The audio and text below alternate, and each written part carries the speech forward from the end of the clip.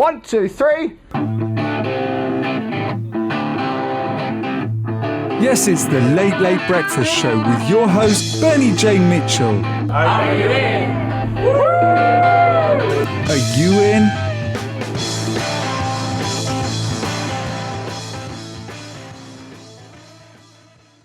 Yeah. What level? Are you sitting comfortably, Sam?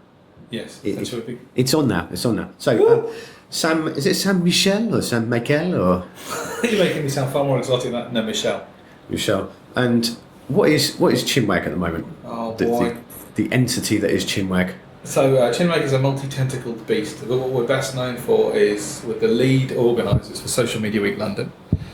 We run digital missions, which are trade missions, helping small, fast-growing firms expand internationally. We run a jobs website, and we last year we launched Chinwag Psych, a new conference and meetup series about psychology, neuroscience, and behavioural economics. So a couple of things here and there. And how, I actually genuinely don't know this. I'm not just asking this for the purpose of the podcast. How did you end up there? Because you seem to sort of be at the pulse of the tech social beast. But where you were milkman. I'd love to say it was a very carefully honed, well thought through plan, but it's probably closer to let's say an agile business model with many pivots along the way. Yep. So Chinwag started by accident in it's a bit blurry, 95, 96, yep, on an email list with people doing marketing, or people talking about doing marketing on this interweb thing. Yep. And it kind of grew and grew from there. And that was kind of the legacy. It started from a community on an email list, which then morphed into events and meetups and conferences. And then 4 years ago, we started, we hooked up with the guys who founded Social Media Week in New York and launched Social Media Week London. And that's sort of taken us... So it's nearly 20 years. Oh, you make me feel old, Bernie. Yeah, it's about, Wow. Yeah, it is. Yeah, God, yeah. How did you get into that accident? Did you sort of study psychology and then start doing that, or...? No, I did computer systems engineering. I say did. I remember turning up to an exam and the bloke at the front going, "Who are you?" And I was asking him who he was, and it turned out he led the course that I was supposed to have attended.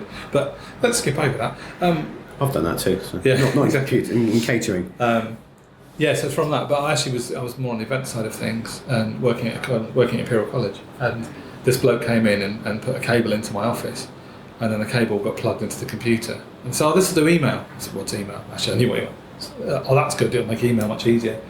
And then they, one of the computer system students there showed me Mosaic, and I built the college the first website.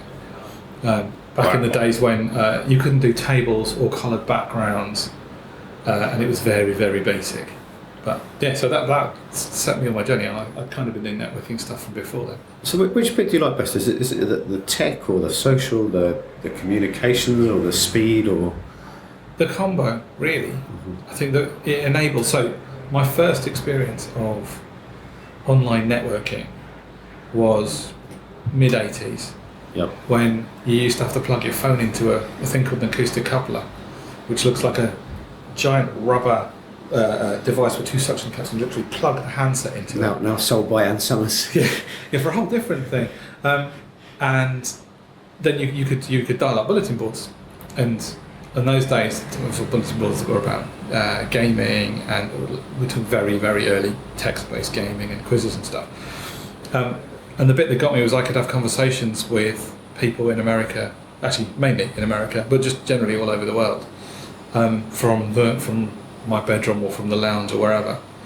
Actually, it was under the desk in the study because that was the only place I could plug the phone in. But that's the bit that got me, is you could suddenly have these conversations with very few barriers. It's a bit like now when we're putting together conferences, and one of the ways we contact speakers who would really like to be there is via Twitter. There's no physical connection. We've not bumped into them at another event. We're reaching out to them on a network and connecting with them and trying to make stuff happen. Now, how's this? Cause I'm going to try and pull it in. So there's a sort of social collaboration, and there's like a business case for all this, and and Social Media Week's coming up, and that all kind of collides together in a different way every iteration of Social Media Week, and it's definitely evolving. Yeah. Yeah, a few years ago it was Facebook pages and measurement, wasn't it? And now there's like it all gets hazy, doesn't it? I'm trying to remember the very first ones were all about. I think they were hilariously probably really similar, but just we called them different things. It was probably Twitter for business. Yeah, I'm guessing it would probably content marketing, analytics. Yep. How to engage an audience, and ROI. And ROI, that's it. I'm guilty of all of those things, and I bet the things happen. All that's happened is that there's probably, instead of 100 people working in the industry, there's 10,000, and it's morphed into many different tentacles. Plus, of course, the audience has grown a bit. So yep. I'm trying to. The first event, Facebook was a blip. I don't even think Facebook and Twitter were in the UK yet, and now Facebook's well over 1 billion users. And by the time we finish this podcast, it will be 9 billion users. Yeah, exactly, and taking over the world's economy probably. It's done already. Yeah, between them, it's evolved massively. But there's lots of what's the thread that's developed? Because I think the worst thing about Social Media Week is it's called Social Media Week because it's like networking. It's not, but there's a lot of I've learnt loads from it. There's lots of juicy, good, and connecting that comes out of it, and it seems to be. I don't think it's just the technology. I think people's appreciation of what they can achieve by using the internet has developed a lot more. There's definitely which is almost an obvious thing to say. Sorry, but no, I agree. It's kind of, but then, so there's the name is its best and worst asset as well, because everybody thinks social media. Well, it's all about Twitter and Facebook and LinkedIn and how you use them. Actually, if you look at the program this year, yes, there is elements of that, but actually, it's well beyond that. About content strategies. One of my favourite sessions is how Cancer Research UK have built a game which they created from a game jam, which is they're analysing slides, as in laboratory slides for cancer cells, and they've turned it into a game. And they've had, I think, a couple of 100,000 of these slides analysed. And when they've checked it against what clinicians would do, it's at the same quality as a trained clinician, but they turned it into a game that's propagated on social networks that uses the cloud. Effectively, they've written a game that helps cure cancer. For me, that's a pretty big deal. So there's some clever tech there, but the tech's not the main part of it. It's all you think the infrastructure is one level, and you've got the technology that allows that to happen, but really it's the people. And they call them citizen scientists. That's what it's allowed to happen. Because General Electric did a similar. They talked about this in Mesh in San Francisco. They did a similar type of thing with. I'm going to completely trash the whole idea now, but it was something to do with air traffic control mechanisms and algorithms. And usually they go through this, in hiring process that would take them a decade to do. And they said, right, we're going to crowdsource this. And I'm really boiling it down here, but they crowdsourced this, and they found 3 people, one in Finland, one in Japan, and one in Poland, or something like that. And they say they came up with a better solution if they'd gone through all this, but also they saved millions and did it faster. And that's the kind of thing that I think is coming out of, how do you say it, interweb? The interwebs. The interweb. There's two. It's interesting you mentioned crowdfunding, because I think there's two. Things. There's sort of 3 elements here at work, I reckon. There's the connectivity that the social networks allow, and that's the connection between people. There's the crowdfunding, crowd supporting side of things, and then there's also APIs, open data, and what that allows. And so, one of the things it's driving is open innovation, and that's allowing people from different groups to come together and work on projects that would never come together before. And there's loads of studies, like the Wikinomics book has a few of those in. I heard about a friend's company was working on a case study, on a project where they brought, I think it was McLaren's Formula One pit crew into the same room as people working in NHS A&E departments. And they were using the techniques from the Formula One pit stops in terms of turning beds in A&E. And trying to utilise the techniques from one to the other. And essentially it's an algorithm, and they're looking at how you can adapt that algorithm to work in a completely different environment. That's the type of thing I love, and that's a sort of element of the sharing economy for me, definitely, finding out how to do different things from different places. So what's in terms of, I don't know how to ask it, so I'm just going to dump it on the table rather than elegantly slide it in there, is I've always firmly believed, and now I'm starting to understand it better, that social media is much more than just marketing, but I fear that some people think it's just to sell stuff. And what would you say to them, Sam? Well, so I would say it depends how you define marketing. Yeah. So marketing could be, I'm a big brand and I want to flog my tin or fizzy drink with a 400% markup, and I need to get the brand out everywhere and get shops to stock it and get people to buy it. Or that's one bit of marketing.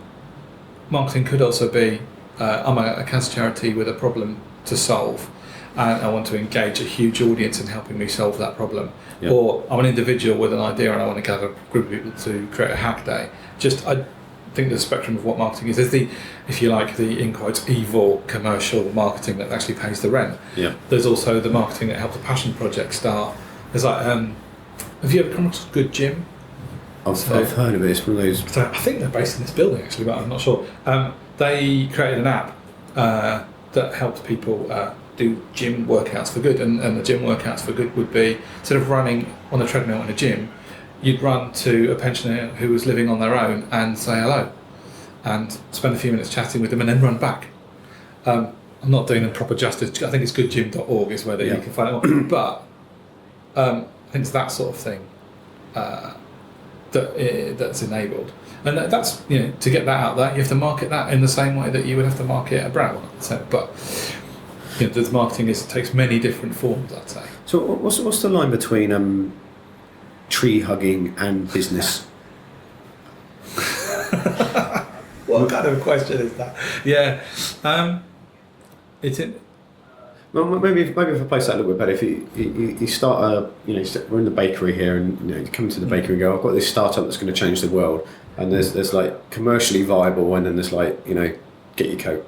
Well, let me phrase it another way. If you are working on a project that you love and believe in, versus a project that pays the rent, only pays the rent, which one are you going to put more effort into? You're going to put the one into that actually is fulfilling, and if there's a commercial end to it, then even better. And if you can find a commercial or a sustainable way of delivering the thing that you're passionate about, then life is sweet. I started off working in factories, and it's quite grim if you're sitting in front of a machine for 8 hours at a time. But you do that here? Yeah, no, actually, different sort of machine. Yeah, I couldn't look up Facebook on an industrial stamping machine. Which one are you passionate about? And it's difficult because not everybody can work on those projects, but I think the nature of work is changing how people work. So I'm currently consulting for an organisation, and over half of their staff are associates who are working 1 or 2 days a week or sort of number of hours. And it makes the HR, so the personnel management, much more tricky, but it gives them access to this double the amount of brain power that they would otherwise be able to afford. So there's benefits from it.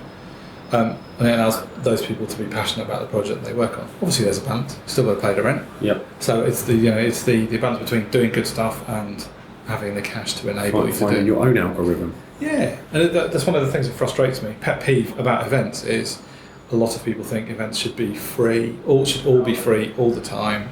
That it's easy to find sponsorship, that it's easy to put on an event and gather people together, and are expecting someone else to pick up the tab for all that stuff to happen. But all those other events that have started from people's passionate idea and have moved forward have taken a resource from somewhere, whether that's somebody putting in their own time or an employer giving them space to do stuff. There's always an investment of time, and that's usually cash somewhere along the line. That's why I've veered towards the little tribes and meetups and stuff like that, rather than, there was a time when I thought, if I can get 100 million people into this thing, that's it. But the small thing where you can tickle everyone, that's... Yeah, I don't know the tickle, but yeah. Let's move on. What's so the in the marketing thing, how do you what's worth the most? Is it like an email opt-in, or is it a Facebook like or a tweet? So anecdotally, from the stuff that we've done, email is the thing that still converts at the highest rate. And that could be because we've been doing email for a long time, and we're known for that. But it still seems to be the biggest closer. My hunch, and I would love to have a data scientist to work this through, is that all the social traffic drives interest, and the email closes that. But it's all in percentages too, because if you think about the likelihood of a tweet being seen is tiny. The likelihood of an email being opened and read is slightly higher, I guess. But so about which actually converts best, and it's a combo of the sort. And I know for a fact the people that I've met, or that the team have met, we're much more likely to sell stuff or have people attend if we've met them in person. Yeah. Because that's not terribly scalable, but we do our best to be out and about. I think that's like that kind of thing works best for me too, because it's I have a small, as you know, I've asked everyone to unsubscribe, which 400 people disappeared, but I'm left with a much more conviction in my email list. So what is, to give us like Social Media Week London 2013 in 2 moves? I thought it was only 2 weeks. 3 weeks. It's 3 weeks. Is it 3 weeks away now? Yeah. You can't say that because It's some weeks. It's in September. It won't make it evergreen content. That's really hard to describe. So What's the theme? what's what? The thing for Social Media Week this time? It's open and connected. Open and connected. We have very, very broad themes, obviously, because the content ranges from, like the event on curing cancer with social gaming through to blogger outreach and what we got, the shift from search to social content, all sorts of different events. The scope is enormous. So Social Media Week is, what we like to say is that we've distilled the best bits of a normal conference by having 200 sessions, 50 odd masterclasses across a week, virtually all of which are free to attend, and those that aren't free to attend are very inexpensive, so you're talking less than 100 quid maximum to go to anything. And it's an amazing opportunity to advance yourself, your company, to discover new bits of content, new disciplines, new ideas, to network like crazy. So there's, I think it's about a dozen networking events across the week, and also across different industries. So when it started 4 years ago, it was definitely people what did social media, as in the hardcore of social media consultants. Now obviously the industry is much bigger and spans loads of different organisations from big to small, and all stops in between, from consultants to huge agencies. And where can people find out about that? socialmediaweek.org/London. And it's global, so 10 cities taking part in the same week all over the world, from LA to Mumbai. That's why most people want to walk the Great Wall of China. I want to do a Social Media Week in Buenos Aires and in London in the same year. Some of the guys do, I spoke to somebody yesterday who's doing Mumbai, Berlin and London in the week. I'd love that. If that ever comes up, I'm in. Well, you missed it this time around, but I think we're going to do it again in next September as the Social Media Week reporter. So there's 2 guys from India that are coming to London for the week, and 2 guys from the UK that are going to Mumbai. I saw that. That was really good. Listen, I'm sure we're going to bump into you in Social Media Week. And where can people find Chinwag online? Chinwag.com. You'll find us and all the different shenanigans that we get up to. Brilliant. Thanks very much for your time, Sam. Round of applause. Thanks, Bernie. Cheers. Please go to berniejmitchell.com/podcast. Bernie would love your feedback and input.